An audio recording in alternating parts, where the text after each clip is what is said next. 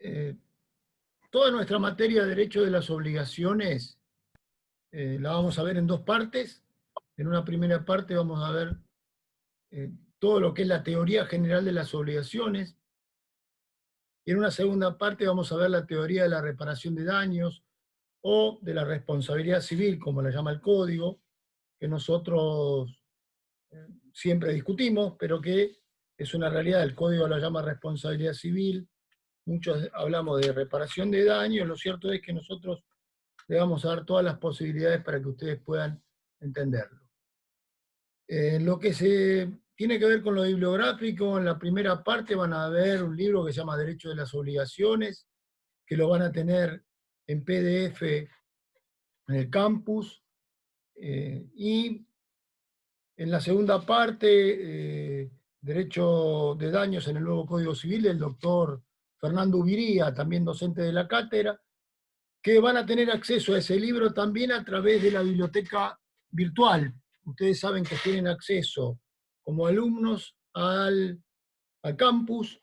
Creo que a lo mejor si no lo hicieron alguna vez, tienen que, o con la misma clave o pidiendo la clave, ustedes pueden entrar a la biblioteca, y en la biblioteca tienen el libro de daños del doctor Ubiría.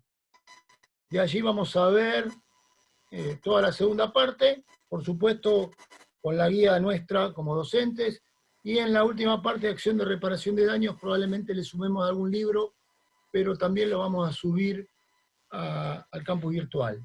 O sea que por este cuatrimestre ustedes van a tener todo en el campus, sea en la materia, en el turno que les corresponde, en este caso en el turno noche, y en su defecto lo van a tener en la biblioteca, que realmente con el convenio que tiene la universidad con Thomson Reuters van a encontrar el libro del doctor y van a encontrar otros libros si les interesa ver bien. Así que no van a tener inconvenientes en nada. Desde lo metodológico y las preguntas y cómo nos vamos a manejar, tienen el campus virtual, tienen al doctor Lisandro Brega y tienen al doctor Costa, que cuando no estoy yo puede responderle las preguntas que quieran en este turno. ¿Bien?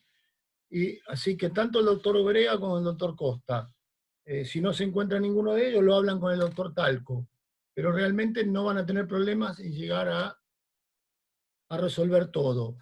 Por suerte, tenemos una inmediatez. Nosotros, cuando ustedes hagan una consulta en el campus virtual, si no es ese día, al otro, a más tardar el fin de semana, van a tener la respuesta. Así que no van a tener gran problemas. ¿Bien? Grandes problemas.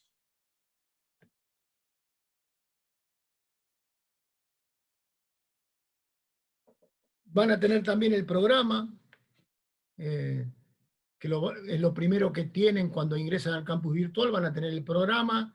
Le vamos a hacer un cambio, Lisandro. Hubo modificaciones en el manual, así que te pediría que el que está lo bajes, ¿bien? Porque tiene algunas incorporaciones de último momento a nivel jurisprudencial y necesito que lo cambiemos. ¿Bien? Perfecto, perfecto. Así que mañana lo vamos a tener seguramente. Y antes de entrar en lo que va a ser el desarrollo de nuestra materia, tengan en cuenta que vamos a tener, en cuanto al primer parcial, seguramente un parcial escrito, que va a consistir en alguna pregunta, que puede ser de desarrollo, alguna pregunta de multiple choice, y también podemos llegar a tener que resolver un caso. ¿Bien? El sistema ya lo habrán conocido del cuatrimestre pasado, la página, el campus de la universidad en ese sentido es bastante ágil y bastante seguro para ustedes. El día del examen nosotros vamos a estar presentes en el Jitsi oficial de la universidad, por si tenemos algún problema con alguna conexión. Y cuando hay algún problema con algún alumno, resolvemos el problema de conexión que tenga y siempre llegamos a poder evaluarlos. Seguramente en la segunda parte vamos a tener un examen oral. Esto no es antojadizo. Cuando la clase es presencial también hacemos lo mismo, porque el abogado en en nuestra función al servicio de la profesión, vamos a tener que saber cómo llevar adelante el proceso no escrito, vamos a tener que saber manejar la oralidad, y está bueno que uno vaya templando el conocimiento, la escritura y los nervios y la letalidad de un examen escrito, porque lo que uno escribió no tiene vuelta atrás, y por el contrario, entender los nervios, acostumbrarse, saber cómo es el ida y vuelta y cómo defender un examen oral, que ese sí tiene la posibilidad de que si uno ve que está confundiendo lo que está diciendo, puede revertir y corregir. No así en el escrito. Razón por la cual vamos a dar las dos posibilidades, y la universidad nos da, la Facultad de Derecho nos da las dos posibilidades, así que vamos a aprovechar las dos. Seguramente el examen segundo parcial, integrador y final van a ser orales, a través de esta plataforma, que nos ha dado un muy buen resultado, y si hay algún problema con algún alumno, se tomará a través del sistema Jitsi, que es igual, el Jitsi es igual, quizás nos dan menos oportunidades técnicas, pero a veces, si no se pueden conectar a una, se van a conectar a la otra. El día del examen, todos los alumnos se van a presentar en el aula del Jitsi, allí los vamos a recibir y van a pasar cada uno al Zoom que le corresponde a tomar el examen. Bien, esta es la modalidad, no hemos tenido demasiado problema. Si Lisandro hay alguna pregunta en el foro, me la trasladás y lo vamos viendo, pero creo que tienen que aprovechar este momento tan difícil que nos toca vivir como país y en el mundo, ocupar nuestra cabeza, tratar de no perder el cuatrimestre, y por supuesto estudiar como siempre, porque para nuestra materia lo importante es aprenderla y aprobarla. No es solamente aprobarla y no es solamente aprenderla, que es para mí lo más importante, que la aprendan. Uno puede tener un mal día en un examen, puede ponerse nervioso, ¿bien? Pero si aprendió la materia y le va mal una vez, ustedes saben que tiene muchas posibilidades dentro del sistema y dentro de la reglamentación. ¿Bien? Siempre digo que esta materia, por lo relevante, por lo importante, como eje del sistema, del derecho civil, en el cual van a empezar a conocer quién es el deudor, quién es el acreedor, saber qué es una deuda, analizar el patrimonio, montones de cuestiones que después se utilizan en todo el derecho. Entonces, es central, materia que, como siempre digo, aconsejo a no compartirla con muchas, no es una materia para compartir el cuatrimestre con materias muy extensas, salvo que les sobre mucho tiempo, y para leerla a fondo, con alguna manera que yo les voy a aconsejar ahora, sin perjuicio de que cada uno probablemente ya en el tiempo que desarrollaron aprendieron a estudiar, o aprendieron a estudiar el derecho, o lo están aprendiendo. Bien. Nosotros tenemos, y teniendo la ventaja de que tienen la bibliografía ya, si no la tienen hoy la van a tener mañana a mano, al tener dividida la materia en dos partes, ustedes tienen que enfocarse primero a la teoría general de las obligaciones, que nos va a ocupar 11 unidades. A partir de la unidad 12 hasta la 23 vamos a tener reparación de daños, responsabilidad civil, como la vamos a ir llamando, como la llama el código, como nos gusta llamarla en doctrina. Lo cierto es que el consejo es enfocarse primero a toda la primera parte, para lo cual tienen que ir combinando lo que es el método inductivo y deductivo al mismo tiempo. ¿Esto qué es? Ir de un método deductivo, ir de lo general a lo particular, tratando de hacer una lectura de todo, en este caso el libro, el programa y el código, y después por otro lado, cuando van avanzando y hacen una lectura general y comienzan de vuelta, ustedes leen todo, yo aconsejo leer todo el libro primero, entero, después arrancan de vuelta por la primera unidad, que vamos a ver un poco hoy, y se enfocan en la lectura completa de la primera unidad, y después de vuelta en la primera unidad empezar a ver y ahí empezar a retener conceptos, saber ubicarse después cuando avanzamos dentro del Código Civil, bien, y es fundamental ir de lo general a lo particular y de repente cuando van captando conceptos, No, estos son los que cursan conmigo, pero ¿Sí? mientras van capturando... los que cursan conmigo. ¿Quién es que está hablando, por favor? A ver.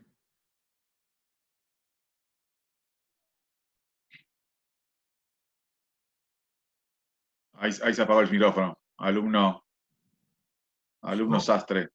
Ya está, ya apagó el micrófono. Bueno, disculpen. Entonces, de repente ir de lo general a lo particular, captan, retienen un contenido determinado, lo entienden porque hay que entenderlo. No es vergonzoso memorizar algún concepto, algún artículo. Esto nos han generado en la cabeza de chiquito. No, de memoria no se estudia. No, no hay que estudiar de memoria. Pero a veces hay que cargar un concepto para entenderlo. Bien, porque yo les pregunto, el concepto de obligación, bien, y ven el artículo 724, cuanto más lo tienen en la mente, más lo pueden analizar. Y lo pueden anotar y copiar y desentrañar y revisar. Si no se acuerdan nada del 724 y la memoria no recuerda nada, va a ser difícil. Y cada tanto a veces hay que volver a lo general. Por eso digo que inductivo y deductivo, de lo general a lo particular y de lo particular a lo general. Porque de repente, por ejemplo, ¿saben qué es mora? O de repente, no sé, estamos en capacidad, en el artículo 2, y decimos, ¿por qué estoy aprendiendo capacidad? Ya sé de qué se trata la capacidad. Y hay que alejarse, mirar el programa y ver metodológicamente dónde estamos parados. Uno puede saber que es una medida cautelar. Ahora bien, se la pregunto, ¿la saben? Ahora, si no saben cuál es el propósito, por qué está la medida cautelar y qué es parte de los efectos auxiliares, que es parte de los efectos de las obligaciones, esto es, hay que saber dónde estamos parados. Para saber dónde estamos parados, el ejemplo es siempre el mismo. Uno puede pintar un cuadro, está haciendo un árbol, una casa y unas manzanas en el árbol. Cada tanto te vas a tener que alejar y mirar el cuadro completo, porque si no, te va a salir el árbol chiquitito así y la manzana grandota. ¿Bien? Esto es lo que quiero que entiendan en esta materia tan difícil, tan extensa y tan importante. ¿Bien? Saber que tenemos que tener una lectura general, después arrancar con la unidad primera, leerla toda, ir reteniendo, ir marcando lo que no entienden. Les puede pasar que en la lectura general, dos cosas. Una, que lean, y que les parezca que entienden todo. Les puede pasar. Y otra, que se les complique todo. ¿Por qué se les puede complicar? Porque si no aprendieron bien Civil 1 o algunas cuestiones de derecho romano, van a tener que ir a ver libros anteriores. Ahora van a tener que ver artículos anteriores. De hecho, cuando vemos elementos, dando el mismo ejemplo que antes, vemos sujetos, ¿bien? Ustedes ya vieron sujetos, ya vieron persona, ya vieron la persona humana, ya vieron la persona jurídica, ¿bien? ¿Es pecado olvidarse lo viejo? No. Pueden volver atrás, pero es tiempo. Si tienen que ir a ver de vuelta al manual de Civil 1, lo ven. Si tienen que agarrar el código y ir para atrás, lo ven. ¿Les queda claro esto? Esto hay que saberlo. Porque lo que viene va a ser peor, porque si ustedes no aprenden el núcleo central obligacional, va a ser difícil que puedan progresar, porque si no conocen al deudor, tampoco van a poder saber quién es el deudor en comercial. Bien. Tampoco en el derecho de familia. Tampoco el día que les toque un tema tributario, porque el deudor es deudor, el acreedor es acreedor, y puede haber multiplicidad de cada uno, pero lo cierto es que en todo el sistema, y no es que nosotros inventamos una materia a propósito, sino que veremos después cómo los romanos crean este instituto abstracto, y a partir de eso, ese instituto, deudor, acreedor, prestación, después veremos que hay una causa que la crea, la discusión de la causa fin, hay una acción que la protege, pero deudor, acreedor, objeto, prestación, puede haber pluralidad de deudores, pluralidad de acreedores, distintos tipos de obligación, distintas prestaciones, características distintas de cada una de estas personas, personas físicas, personas jurídicas. Lo cierto es que siempre van a tener que volver a Civil 2. Siempre van a tener que volver a derecho de las obligaciones. Bien. Y cuando alguien no cumple, verán después que nace la responsabilidad civil, también tiene otros nacimientos, además del incumplimiento, y van a tener que volver acá. Si lo aprenden bien ahora, van a tener que volver menos. ¿Está? Bueno. Mariano y Lisandro, voy a seguir con lo metodológico para después meterme un poquito en la unidad 1. ¿Hay alguna pregunta urgente, Lisandro, o después? No, por ahora no, doctor. Lo único que pido es que el alumno Sastre, por favor, apague el micrófono. Lo único. No, lo No hay apagamos preguntas. desde acá, no hay problema. Bueno, A ver, ahí está. listo. Listo. Bien. Metodológicamente nosotros, a ver, entiendan esto por si van a ver algún otro libro. Y es importante saberlo para no asustarse y les va a servir lo que yo les voy a explicar para otras materias. Hay una forma metodológica de avanzar en el estudio de la materia, porque si bien nosotros vamos a ver después cómo el código aborda todos nuestros temas, hay una metodología, hay un método. ¿Qué es el método? ¿Ustedes vieron algo de filosofía? El método es el modo de llegar a la meta. Bien, ¿cómo vamos a aprender esta materia? ¿Cómo la enseñamos? Con similitudes con muchos otros docentes de toda la Argentina, pero con algunas diferencias, como el código ha marcado diferencias, a veces seguimos al código y a veces no. Nosotros arrancamos, en esto arrancamos la mayoría similar, con el estudio de la teoría general, arrancando con los antecedentes, el derecho romano, cómo era la obligación, cómo nace este instituto, cómo es la evolución. Vemos cómo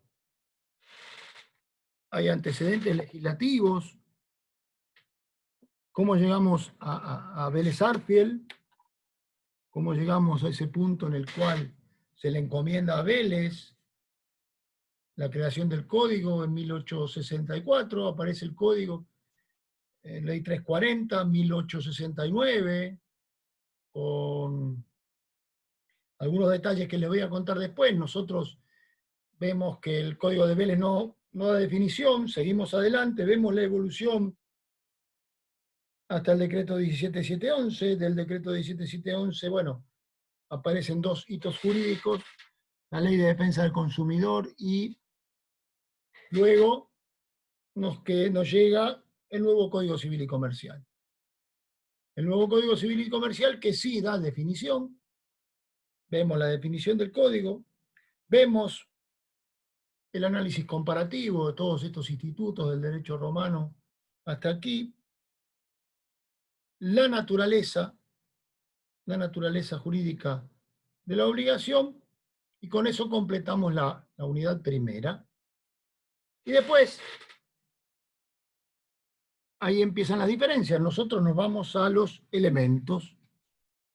Nos vamos a elementos, vemos sujetos, vemos objeto, prestación, vemos la diferencia si hay entre objeto y prestación, pero vemos sujetos, objeto, causa, el kit de la causa fin, la causa fuente primero, lo que implica la causa fin.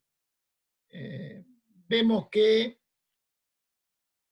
hay un núcleo central, hay una causa que crea la obligación, y después nos vamos a la unidad 4, en el cual profundizamos en uno de los elementos que es la causa fuente, y vemos fuentes de las obligaciones. Este es nuestro sistema metodológico.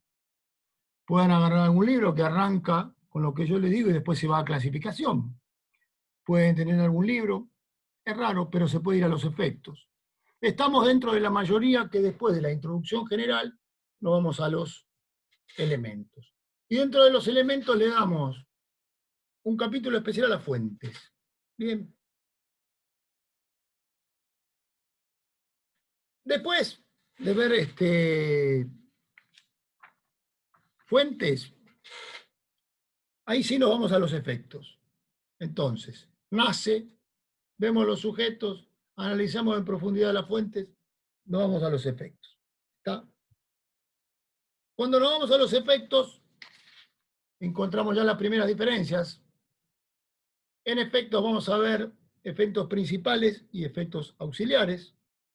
Bien, dentro de los efectos principales vamos a ver los normales y los anormales. Ya se lo graban hoy, el efecto normal de una obligación es que se cumpla, ¿verdad? Esto es lo normal. Después de los efectos, nosotros tenemos que, están los efectos auxiliares, en los cuales vamos a ver todos los tipos de acciones que surgen para defender el patrimonio, la importancia del patrimonio como conjunto de bienes, menos deudas, esta cuestión que hablaba hace un ratito, las medidas cautelares, todo de protección, en definitiva, del patrimonio del deudor, todo aquello que tenemos a la mano y que el Estado nos da para que se pueda cumplir la obligación, lo vamos a ver en efectos. Y después nos vamos a dedicar 2 unidades al pago. ¿Por qué? Les dije recién, el efecto normal, en definitiva, de una obligación es que se cumpla. En el análisis del cumplimiento, estudiamos pago. Bien. Aquí el código ha tenido una diferencia. Antes nosotros teníamos justo el 724, los compañeros se van a acordar. El 724 nos daba los modos de extinción.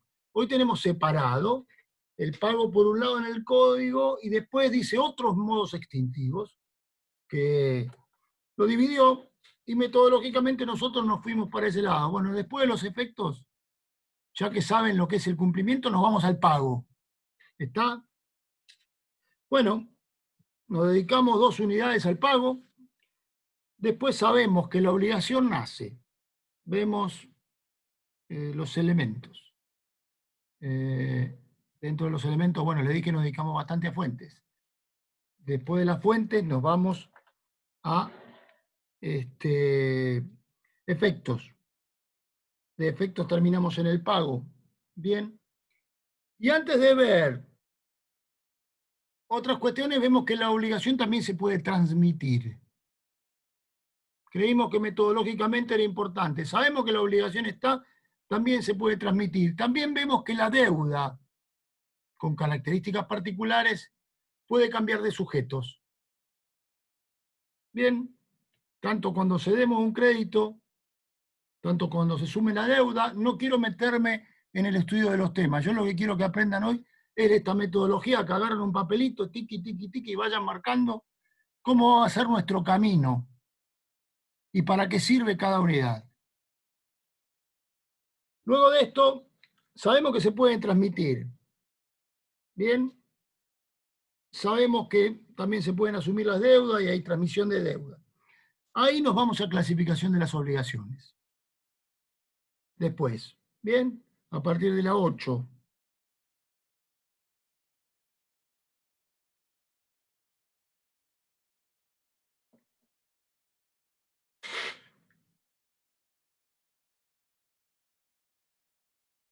Seguimos después, clasificación.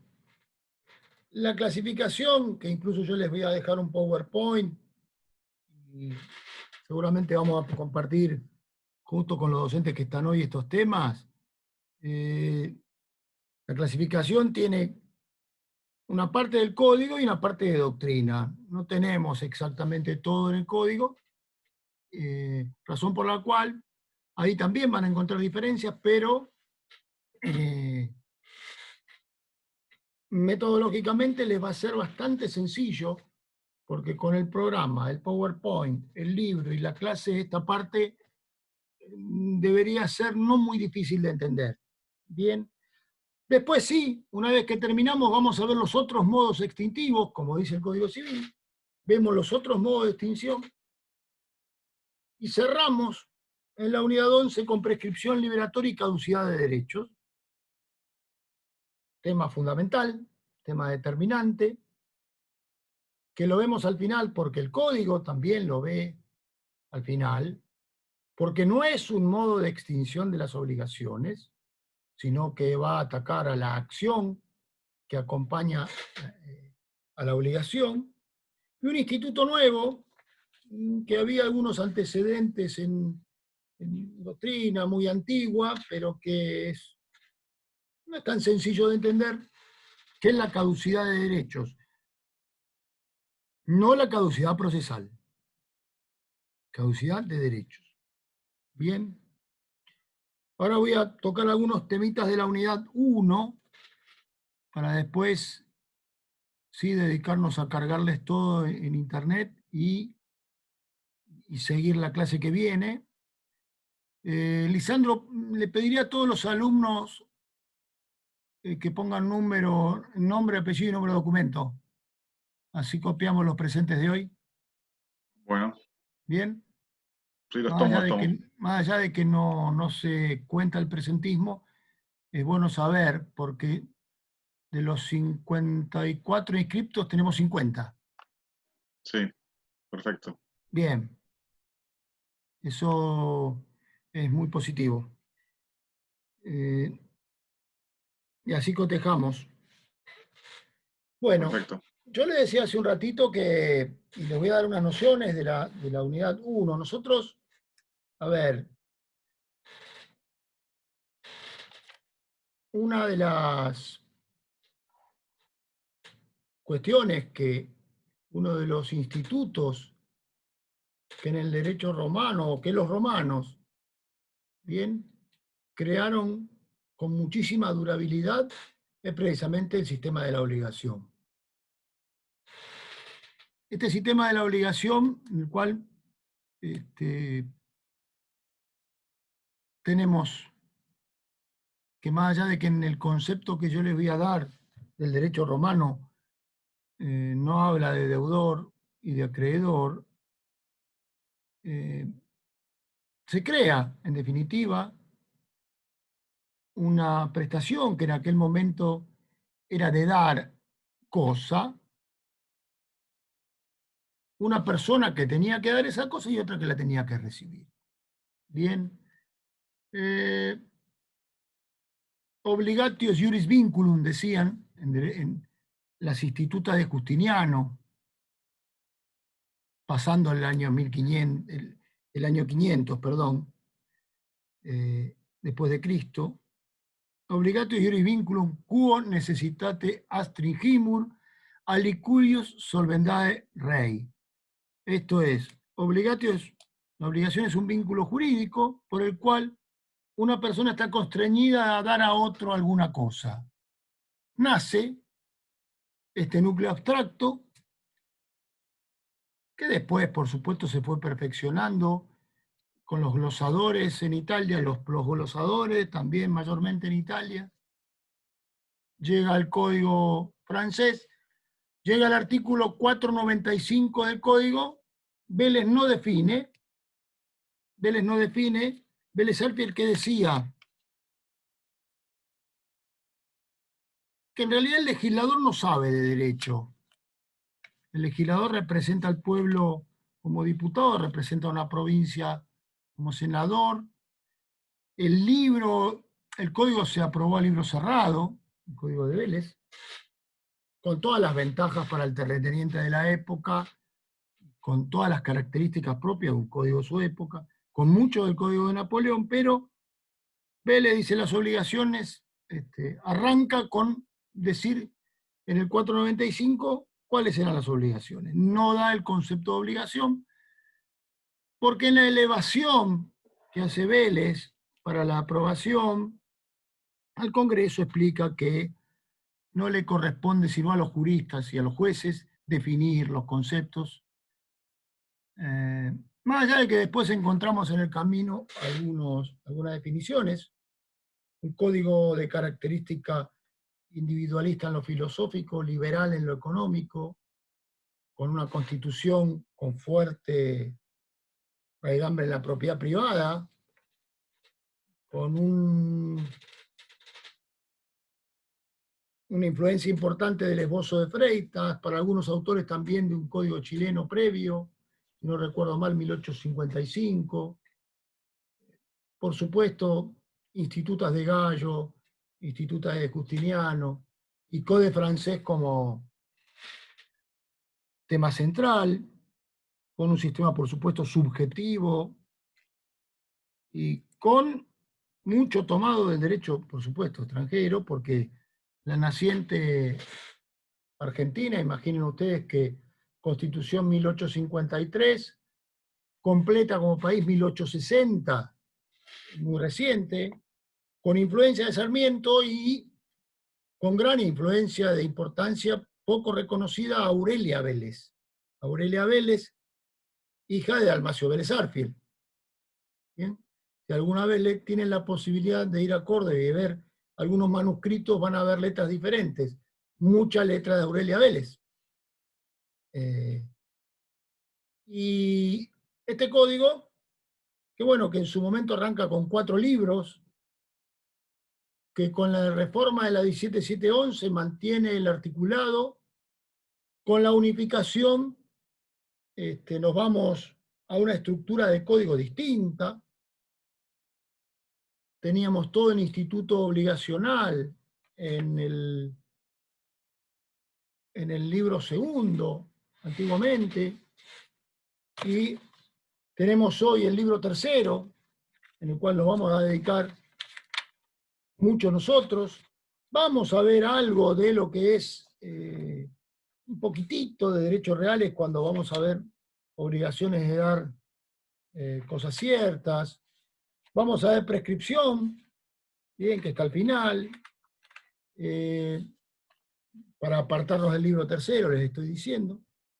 Y, sinceramente, volveríamos un poquitito en algún punto a la primera parte, con lo que es sujetos y capacidad, pero casi todo vamos a trasladarlo al libro tercero, que además, para continuar en Civil 3, bien, en ese mismo libro. El análisis de nuestra materia, además de todo lo que les dije, para mí implica también hacerse un buen cuadro para estudiar de el índice del Código Civil. El índice del Código Civil es importante. Saber dónde están parados dentro del Código Civil es importante. Entonces, tomen el código, háganse un gran cuadro con el índice en 5, 6, 10 hojas, en una lámina como quieran, con especial apertura hacia lo más chiquitito en el libro tercero. Bien, nosotros van a encontrar que vamos a tener que la primera parte toda del libro tercero vemos todo que es obligaciones, y al final vemos del 1708 al 1780, por allí, vemos todo lo que es responsabilidad y daños. ¿Bien? ¿Está? Esas son las dos partes que ustedes tienen que, del 724 en adelante, hasta contratos, ampliar todo el código, y después del 1708 en adelante hasta el final, porque es lo que vamos a tocar mucho más. Y cuando vean el programa, vean el libro, ustedes van marcando, estoy acá tengo que ir para aquel lado. Imaginen ustedes que un día, digamos acá con los doctores, bueno, vamos a tomar examen con el código en mano. Si no saben dónde estar parados en el código y no saben bien dónde está extinción, o si estamos en la segunda parte y hablamos de profesiones liberales, dónde estamos parados, no va a ir mal. Cuando ustedes tengan que rendir para ser jueces, pueden tener el código en la mano. O sea que esto que van a aprender ahora les va a servir para siempre. Es un consejo. Bien. Tenemos en la naturaleza jurídica de la obligación un tema de discusión, si aquellos que están del lado subjetivo, aquellos que están del lado objetivo, y lo que es la realidad que la obligación es un vínculo jurídico complejo. En definitiva, en lo subjetivo, aquellos que dicen obligatio iuris vinculum, hay un vínculo y hay una sujeción, ¿bien? De lo que es el acreedor sobre el deudor, está sujeto a su arbitrio para que cumpla con la obligación o en definitiva llevar adelante una acción de daños y perjuicios. Y por otro lado, entender que tenemos dos partes. La obligación tiene, por eso es compleja, una parte que es el débito puro, esto es deudor, acreedor, la prestación a cumplir solita, y otra parte que es lo que nace desde el incumplimiento, ¿bien? O a raíz de otras fuentes, en lo cual aparece el Estado y la acción jurisdiccional del Estado que me va a permitir, bien, como acreedor, ejecutar al deudor, sea por cumplimiento, sea por indemnización de daños y perjuicios, por el incumplimiento contractual o por alguna de las causales o de las fuentes de la órbita extracontractual. Todo esto hace que nosotros dividamos el estudio, y esto no es solo nosotros, el código y todos los autores, que tenemos toda la teoría general de las obligaciones, por un lado, todo lo que nace del incumplimiento y todo lo que es o responsabilidad civil o bien reparación de daños, por el otro. Bien. El código, por supuesto, es de avanzada. El código nuestro resuelve montones de cuestiones que incluso hoy con los problemas del COVID no resuelven otros códigos del mundo, pero por supuesto no es perfecto. Tenemos críticas para hacerle, tenemos, ya cuando arrancamos, algunos de nosotros, el artículo 724 se queda con la palabra relación, y a algunos otros nos gustaba hablar de vínculo jurídico, como venía del derecho romano. La obligación es una relación jurídica, dice ahora el código, ¿no? Bueno, en la cual el acreedor tiene derecho a exigir al deudor una prestación destinada a satisfacer un interés legítimo y ilícito, perdón, y ante el incumplimiento, lo que yo les estaba explicando recién, la otra parte, usar en definitiva esto de la función jurisdiccional del Estado. Esta función jurisdiccional del Estado que tiene tres partes de las cuales yo rescato dos fundamentales, o unifico. Por un lado, el Estado aplica sanciones dentro de lo que es el derecho penal y toda la estructura. Aplica sanciones en el derecho administrativo, cuando aplica una sanción disciplinaria, ¿bien? Pero por el otro lado, el Estado resuelve conflictos. Esto resuelve conflictos entre una persona física y otra persona física, entre muchas personas físicas y una persona física del otro lado, entre personas jurídicas. Resuelve conflictos en la órbita laboral, en la órbita civil, en el fuero comercial, en el contencioso administrativo resuelve. Una parte va a demandar. Bien, recuerden, los procesos le corresponden y no son potestad delegada, el Código Procesal. Hay un foro especial federal. La cuestión que siempre vamos a encontrar un mismo análisis. Bien, tenemos una parte que demanda, una pretensión, alguien que es demandado, y el Estado que a través de una sentencia resuelve.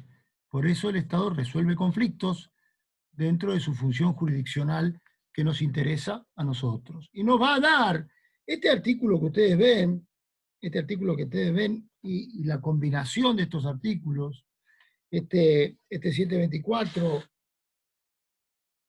y el artículo 730, antes el artículo 505, le van a dar, en definitiva, al acreedor la posibilidad de acudir al Estado, sea para que el deudor cumpla, sea para demandar por daños y perjuicios porque el deudor no cumplió, sea para demandar por daños y perjuicios en alguna de las otras fuentes. Y la realidad es que cuando veamos la segunda parte vamos a ver algunas modificaciones que ha sumado el sistema, las funciones, se suma la preventiva, está la punitiva que ya estaba en la Ley de Defensa del Consumidor, y vamos a encontrar también el daño colectivo, más allá de que nosotros nos vamos a dedicar en gran medida al daño individual,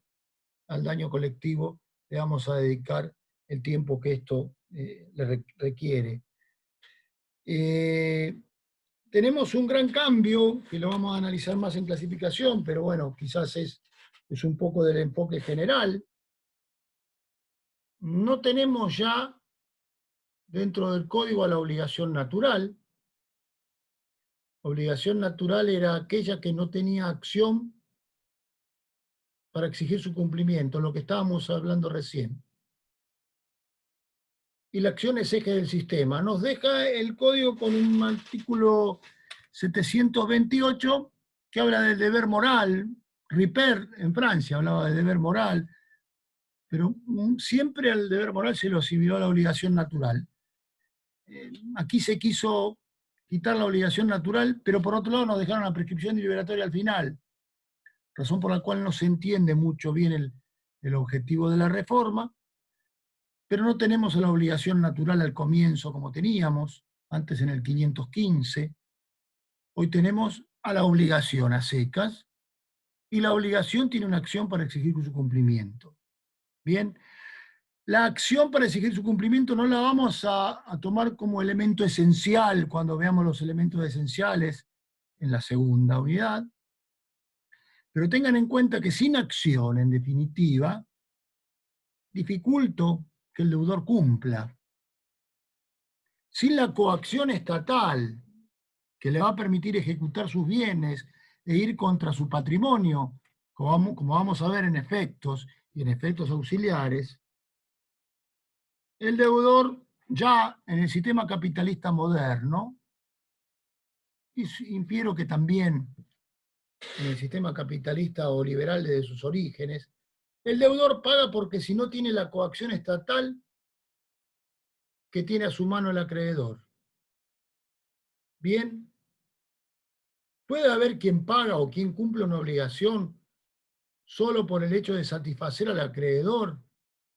Puede ser. Pero la sociedad de consumo nos demuestra que cuando una acción prescribe y ya el acreedor no tiene acción para exigir su cumplimiento, nadie cumple, más allá que el código permite retenerlo pagado. Está, eso lo vamos a ver después cuando veamos el deber moral. Bien. Bueno, compañeros, yo los quiero dejar para después seguir y poder cargarle a los chicos. Esta clase que probablemente se la subamos, Lisandro, al foro, bien, por YouTube, y después le vamos a ir cargando material, así tienen entre esta clase y la que viene, para ir viendo el libro, que vean tranquilos todo esto que hablamos. Por supuesto, yo les di nociones de la primera unidad, pero más que nada quería darle nociones de todo para ver cómo tienen que estudiar y aprender esta materia. Podemos llegar a subir videos, ya les dije antes, y por una cuestión de tiempos arrancamos con la que viene con la unidad 2. ¿Está? ¿Alguna pregunta de importancia?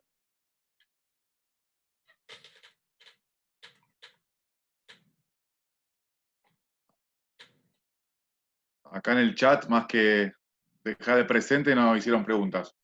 Bueno, si tienen alguna pregunta me la hacen ahora, alumnos, y si no, una vez que van a ver el libro y de a poquito van avanzando, nosotros tengan en cuenta que vamos a tomar un examen probablemente escrito. Creo que ya tenemos la fecha por aquí. Después les voy a pasar el cronograma, ¿verdad? Sí. Vamos a cargarle el cronograma. Si querés que le demos la fecha hoy, a ver. Un segundito. Sí. Mientras me despido para los que van a ver el video, para la grabación, y me quedo con ustedes por el resto.